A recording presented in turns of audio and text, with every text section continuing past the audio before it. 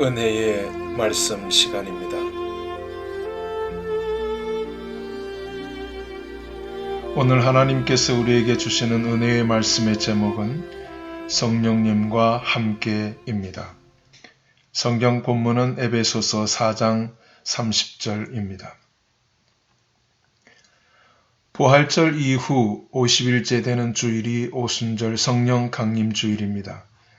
2022년 성령 강림 주일은 6월 5일입니다.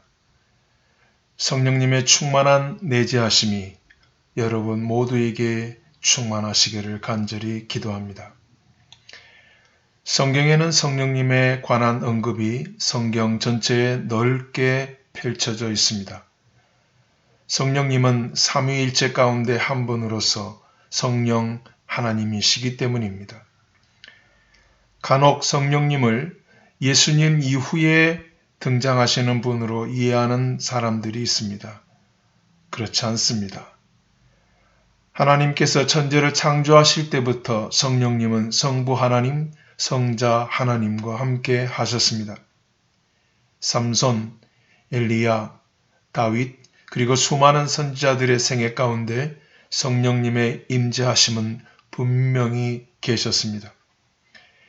마리아가 예수님을 잉태하신 것도 성령님으로 된 일이었습니다. 예수님께서 세례를 받으실 때에도 성령님이 임재하셨고 세례를 받으신 이후에도 성령님께 이끌려 광야로 가셨다고 성경은 기록하고 있습니다. 예수님 이전부터 그리고 예수님의 공생애 가운데도 그렇게 이미 성령님의 사역이 함께 있었음을 입증해 주고 있습니다. 예수님은 성령님에 대해서 많은 말씀을 우리에게 주셨습니다. 그 말씀들을 보면 성령님에 대한 바른 이해를 할 수 있습니다. 누가복음 11장 13절입니다. 너희가 악할지라도 좋은 것을 자식에게 줄 알거든 하물며 너희 하늘 아버지께서 구하는 자에게 성령을 주시지 않겠느냐. 성령님은 하나님께서 보내주시는 분이심을 분명히 하셨습니다. 그 성령님이 우리에게 오시면 모든 것을 가르쳐 주실 것이라고 말씀하셨습니다. 요한복음 14장 26절입니다. 보혜사 곧 아버지께서 내 이름으로 보내실 성령 그가 너희에게 모든 것을 가르치시고 내가 너희에게 말한 모든 것을 생각나게 하시리라 하셨습니다. 그래서 부활하신 예수님은 제자들에게 그 성령을 받으라고 명령하셨습니다. 요한복음 20장 22절입니다. 이 말씀을 하시고 그들을 향하여 숨을 내쉬며 이르시되 성령을 받으라. 그리고 그 약속하신 성령님이 제자들에게 곧 임하게 될 것을 예언하셨습니다. 누가복음 24장 49절입니다. 볼지어다 내가 아버지께서 약속하신 것을 너희에게 보내리니 너희는 위로부터 능력으로 입혀질 때까지 이 성에 머물라. 사도행전 1장 8절입니다. 오직 성령이 너희에게 임하시면 너희가 권능을 받고 예루살렘과 온 유대와 사마리아와 땅끝까지 이르러 내 증인이 되리라. 이 말씀들 가운데 핵심이 되는 단어들은 하나님께서 성령을 보내주실 것이다. 너희가 성령을 받게 될 것이다. 너희에게 성령이 임하실 것이다. 입니다. 그 말씀들 속에는 만약이라는 가정이 없었습니다. 그것은 확실한 하나님의 약속이셨습니다. 그래서 예수님은 성령을 받으라 라고 명령하셨던 것입니다. 그러므로 성령을 받아야 합니다. 사도 바울은 에베소에 갔을 때 너희가 믿을 때에 성령을 받았느냐라고 물었습니다. 에베소 사람들은 성령이 무엇이냐고 물었습니다. 그때 바울이 안수할 때 성령이 그들에게 임하였습니다. 사도들 자신이 이미 오순절 성령 강림으로 성령 충만한 사람들이 되어 있었던 것입니다. 성령님에 관한 사도들의 고백을 또 보겠습니다. 베드로가 성령의 지시를 받고 이렇게 고백했습니다. 사도행전 11장 12절입니다. 성령이 내게 명하사 아무 의심 말고 함께 가라 하시매라고 말했습니다. 또한 사도행전 11장 15절에서 고백하기를 내가 말을 시작할 때에 성령이 그들에게 임하시기를 처음 우리에게 하신 것과 같이 하신지라 라고 말했습니다. 사도 바울 역시 성령의 지시를 이렇게 받았다고 고백했습니다. 사도행전 16장 6절입니다. 성령이 아시아에서 말씀 전하지 못하게 하시거늘. 그리고 고린도전서 2장 13절에서는 우리가 이것을 말하거니와 사람의 지혜로 가르친 말로 아니하고 오직 성령께서 가르친 것으로 하니 영적인 일은 영적인 것으로 분별하느니라 라고 했습니다. 사도들은 그처럼 자신들은 성령의 지시함과 성령의 인도하심을 받아 모든 일을 행하고 있었음을 그렇게 고백했습니다. 그래서 사도들은 성령에 관해서 강력한 메시지를 선포했습니다. 고린도전서 12장 3절입니다. 성령으로 아니하고는 누구든지 예수를 주시라 할 수 없느니라. 로마서 8장 26절입니다. 이와 같이 성령도 우리의 연약함을 도우시나니 우리는 마땅히 기도할 바를 알지 못하나 오직 성령이 말할 수 없는 탄식으로 우리를 위하여 친히 간구하시느니라. 고린도전서 6장 19절입니다. 너희 몸은 너희가 하나님께로부터 받은 바 너희 가운데 계시는 성령의 전인 줄을 알지 못하느냐. 너희는 너희 자신의 것이 아니니라. 고린도 후서 1장 22절입니다. 그가 또한 우리에게 인치시고 보증으로 우리 마음에 성령을 주셨느니라. 갈라디아서 5장 22절에서 23절 말씀까지입니다.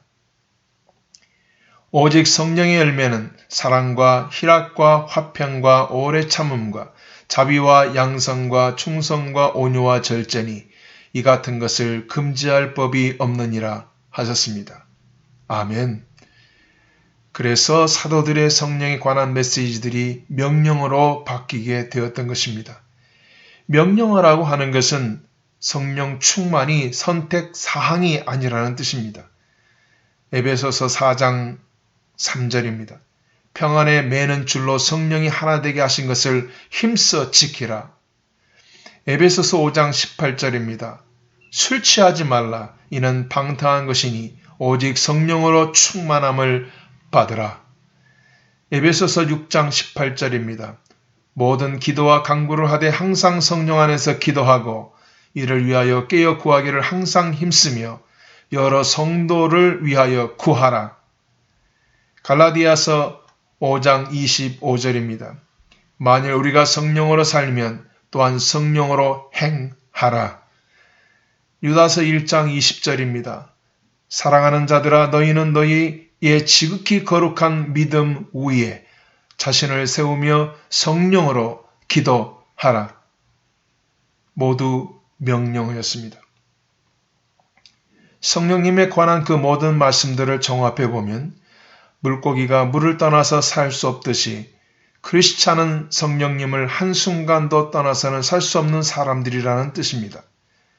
그런데 가끔 성령 충만함을 잘못 이해하는 사람들이 있습니다.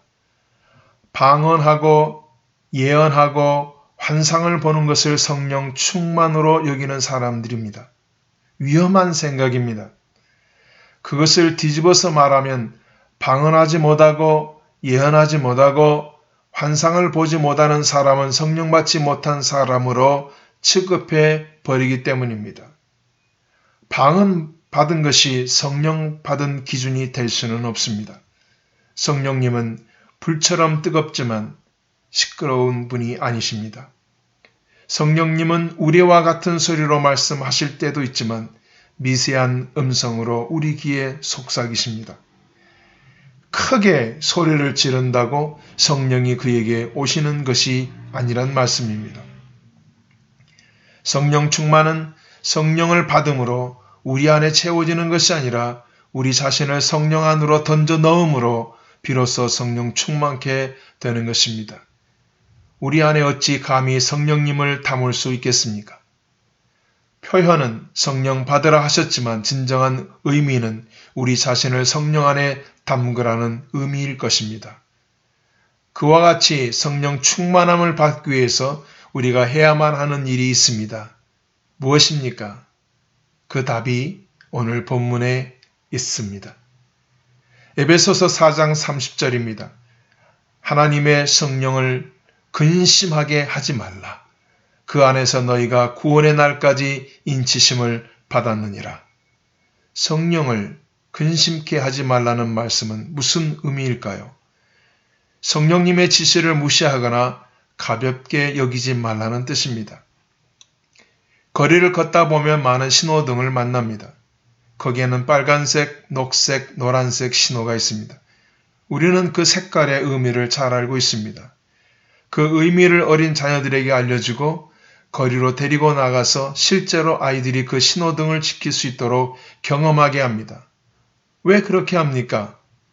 빨간색 신호등일 때 차도 안으로 들어가게 되면 죽을 수 있다는 것을 가르쳐 주기 위함입니다.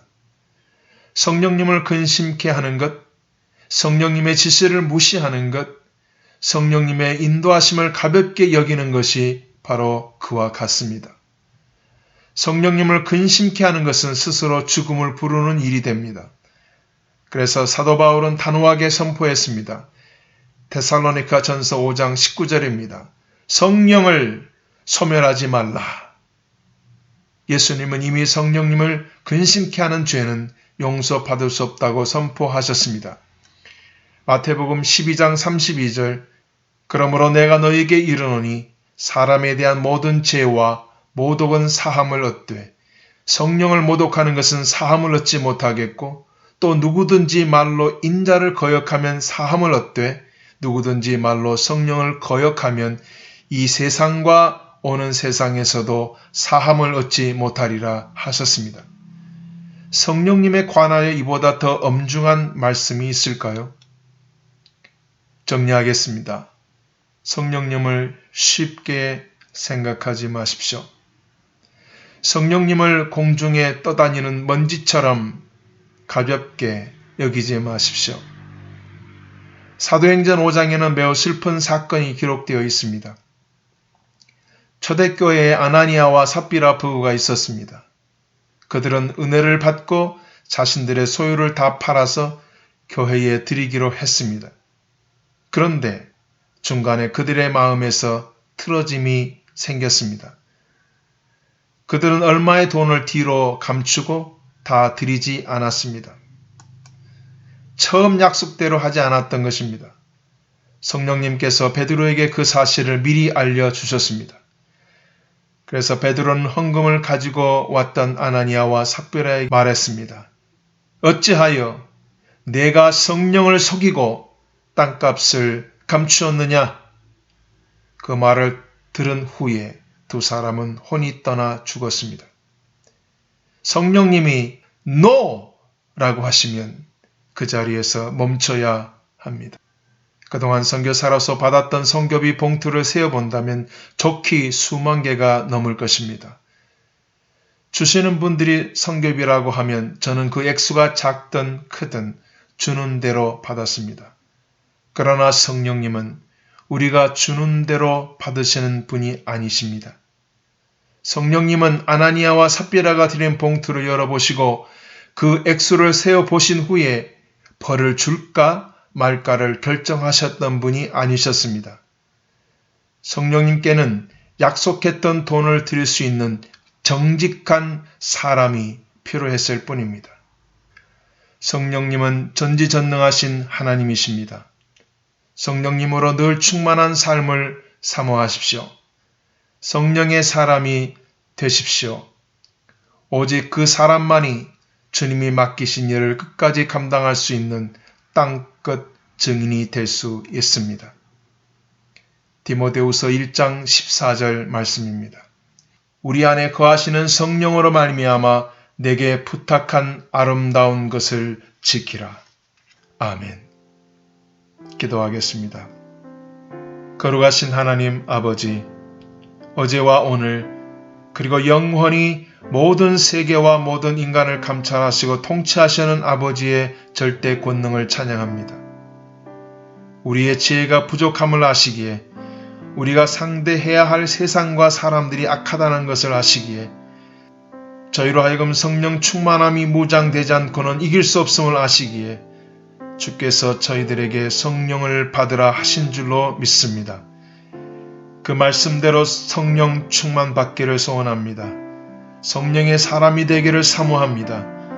성령 강림 주일에 갑절의 성령으로 저희 모두를 충만케 채워 주시옵소서. 저희의 남은 삶이 성령의 불 가운데서 다 태워질 수 있도록 성령의 불 세례로 옷 입혀 주시옵소서. 성령을 받으라 명하신 우리 주 예수 그리스도의 이름으로 기도합니다. 아멘.